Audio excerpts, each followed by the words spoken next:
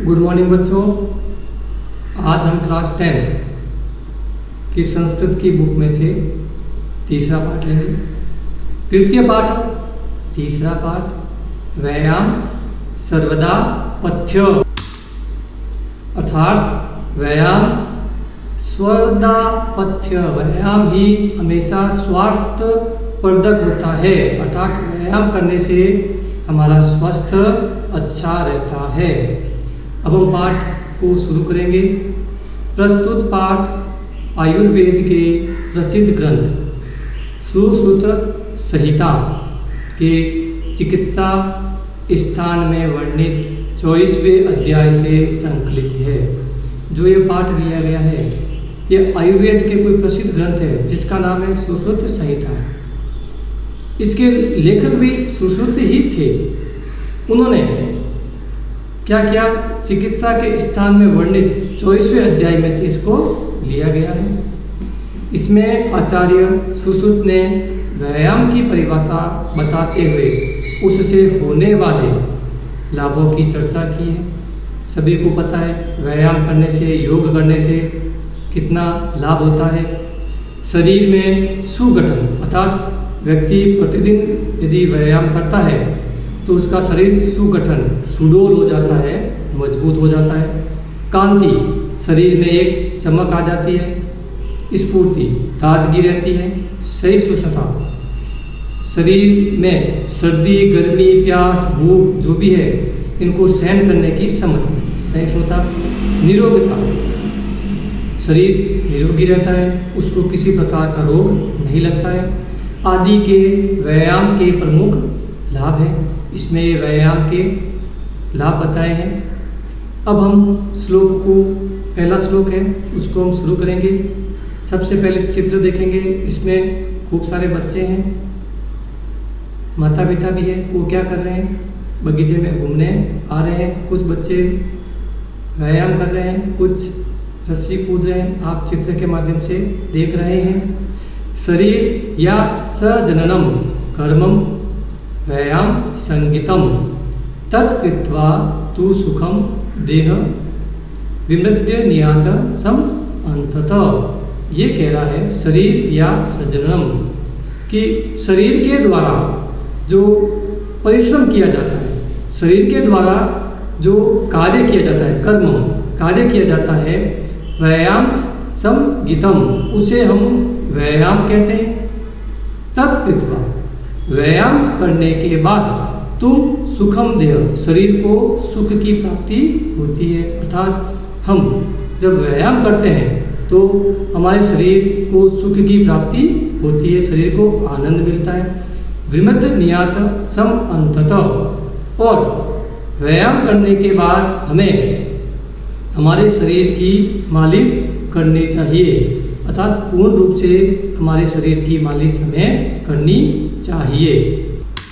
अर्थात इसमें शरीर या सजननम, सजननम का मतलब होता है परिश्रम। व्यायाम का मतलब व्यायाम, तत्कृत्वा उसको करके, देहम विमृद्य नियात, विमृद्य नियात मालिश करनी चाहिए। सम अंततः पूर्ण रूप से, सही तरीके से शरीर की मालिश करनी चाहिए। तो उसे हम क्या कहते हैं, व्यायाम कहते हैं। एक बार वापस बता देता हूँ बच्चों कि शरीर के द्वारा जो परिश्रम किया जाता है, शरीर के द्वारा जो कार्य किया जाता है उसे व्यायाम कहते हैं। उस कार्य को, परिश्रम को करके व्यक्ति को सुख की प्राप्ति होती है, और उस सुख की प्राप्ति के बाद व्यक्ति को अपने शरीर की पूर्ण रूप से मालिश करनी चाहिए। अब हम आगे वाला श्लोक पढ़ेंगे। दूसरा श्लोक है उसको पढ़ेंगे कि प्रतिदिन व्यायाम करने से क्या क्या लाभ होता है, शरीर में किस प्रकार से क्या प्रभाव पड़ता है, उसके बारे में बताया गया है। शरीरो उपचय कांति गात्राणाम सुविभक्तता दीप्ता अग्नि त्वम आलस्य स्त्रीत्वम लाघवम वृजा। प्रतिदिन व्यायाम करने से शरीर में वृद्धि होती है, शरीरों उपचय, शरीर में वृद्धि होती है। कांति, कांति का मतलब शरीर में एक चमक आती है, चेहरे पर चमक आ जाती है।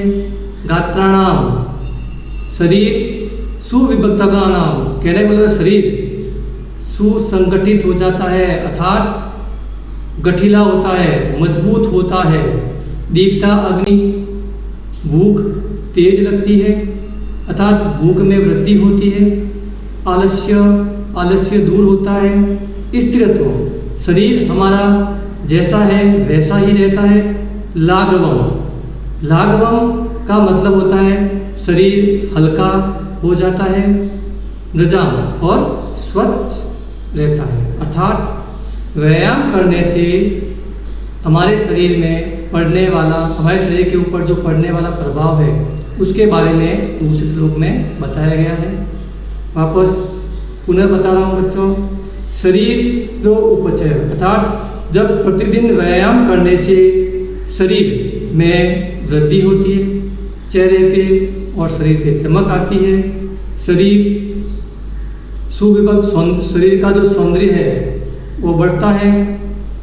शरीर की सुडौलता, शरीर मजबूत होता है। भूख तेज लगती है। आलस्य दूर होता है। शरीर स्थिर रहता है। शरीर हल्का होता है और स्वच्छ होता है, निर्मल होता है। क्योंकि व्यायाम करने से हमारे शरीर की जो अंदर की जो मांसपेशियां हैं, रक्त है, ये सारे कार्य करना प्रारंभ कर देते हैं। अब हम तीसरा श्लोक पढ़ेंगे। श्रम कल्प अपि पिपासो उष्ण सीता आदिनाम सहिष्णुता आरोग्य चापी परम व्यायाम दुपाच्यते। ये कह रहा है कि श्रम कल्प अपि पिपासो उष्ण अर्थात प्रतिदिन परिश्रम करने से, व्यायाम करने से हमारे शरीर में जो थकान आती है, प्यास लगती है, सर्दी गर्मी, सहिष्णुता, सर्दी गर्मी आदि को सहन करने की क्षमता हमारे शरीर में उत्पन्न हो जाती है। अर्थात कहने का मतलब यह है कि जब हम प्रतिदिन व्यायाम करते हैं तो हमारा शरीर है वह थकान को दूर करता है। शरीर में एक ऐसी ऊर्जा आ जाती है जिसके माध्यम से हमें प्यास लगती है लेकिन उसको सहन करने की क्षमता आ जाती है। गर्मी और सर्दी को भी सहन करने की क्षमता आ जाती है। आरोग्य चापी परम व्यायाम दुपाच्यते, और प्रतिदिन व्यायाम करने से हमारा जो शरीर है वह निरोगी रहता है। किसी प्रकार की शरीर में कोई बीमारी नहीं लगती है, किसी प्रकार का कोई भी शरीर में प्रभाव नहीं पड़ता है। अर्थात हमें हमेशा व्यायाम ही करना चाहिए।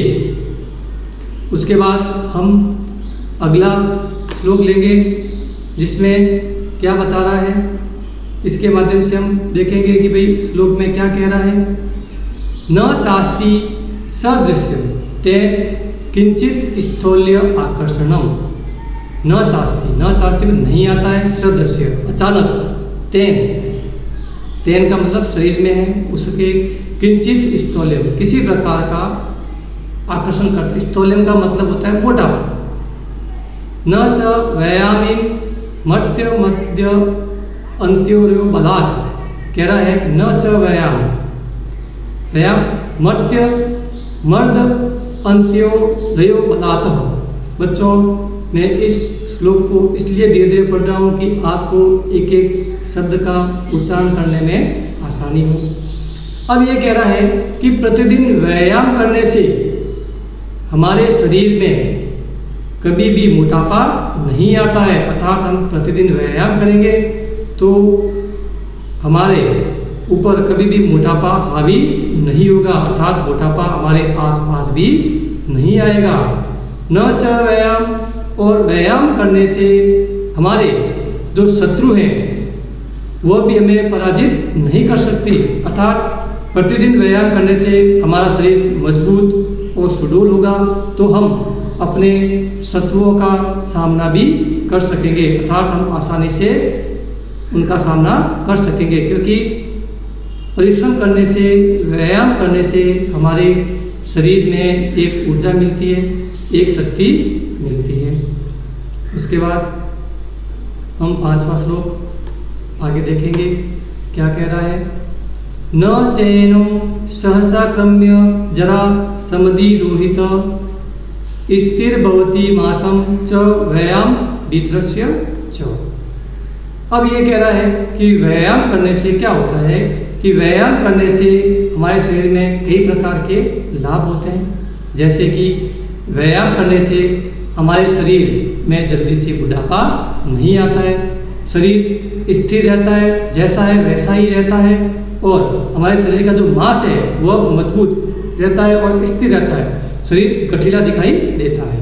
तो हम पढ़ेंगे, न चैनम सहसा कर्म जरा समधि रोहित व्यायाम अभित्रस्य च। कहने का मतलब है प्रतिदिन व्यायाम करने से हमारे शरीर में अचानक, सहसा का मतलब अचानक, जरा बुढ़ापा नहीं आता है, अर्थात हमारा शरीर जैसा है वैसा ही रहता है। स्थिर भवति मांसम, हमारे शरीर के अंदर का जो मांस है वह स्थिर रहता है।